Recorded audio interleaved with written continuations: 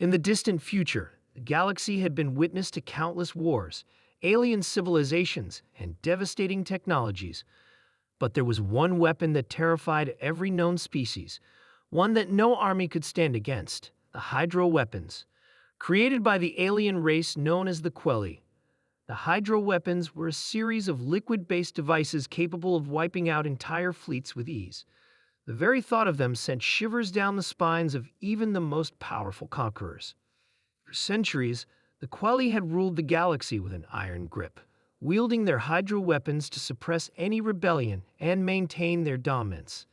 They were untouchable, feared by all, and believed to be invincible. No one had ever dared challenge them, for who could stand against a weapon that turned water into a destructive force? The hydro weapons worked by extracting and manipulating water from planets, turning it into a supercharged form that could be used to decimate armies and fleets. On impact, the water would burst into a violent, swirling vortex, pulling everything within its radius into a maelstrom of destruction. Entire cities were torn apart. Ships disintegrated and planets were left barren, their ecosystems destroyed.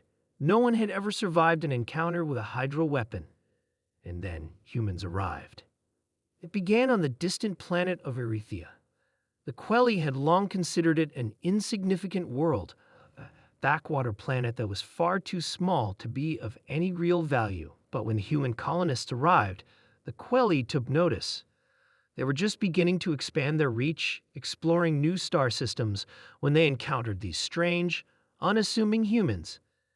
At first, the humans were dismissed as another species to conquer, but what the Quelli failed to realize was that they had underestimated humanity. The humans, unlike any species before them, had a remarkable trait: adaptability. When they encountered the hydro weapons for the first time, they didn't run, didn't fear them. They studied them, learned from them, and then they did the impossible. The first experiment was a shock to everyone. The Quelli had detonated a hydro weapon on a human colony world, expecting utter devastation. Instead, something strange happened. The humans didn't perish. They didn't flee.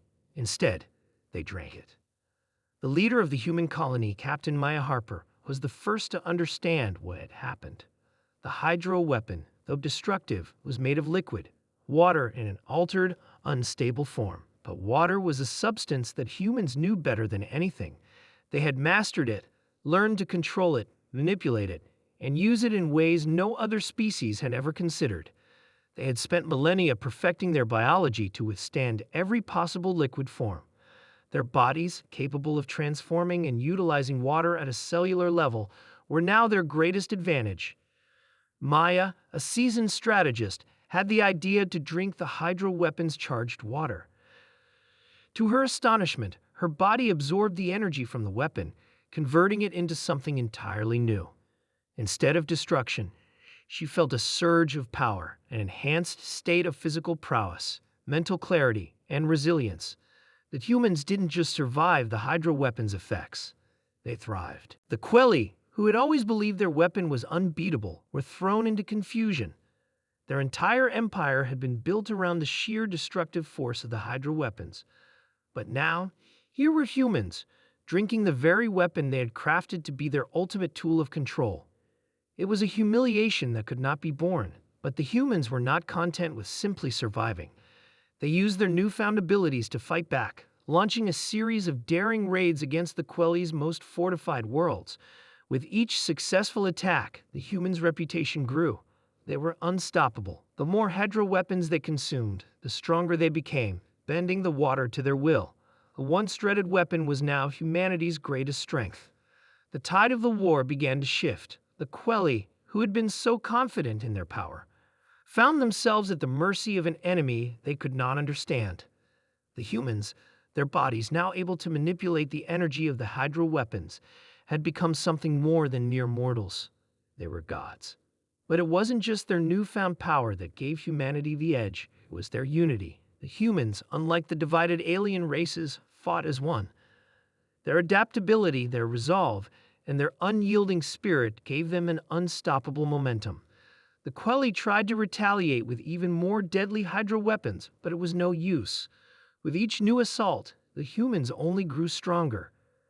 Captain Maya Harper, now revered as a legend, led the charge to the heart of the Quelly Empire. The Quelly, desperate and defeated, offered the humans a peace treaty, but Maya knew better than to trust a race that had used terror to control the galaxy for so long.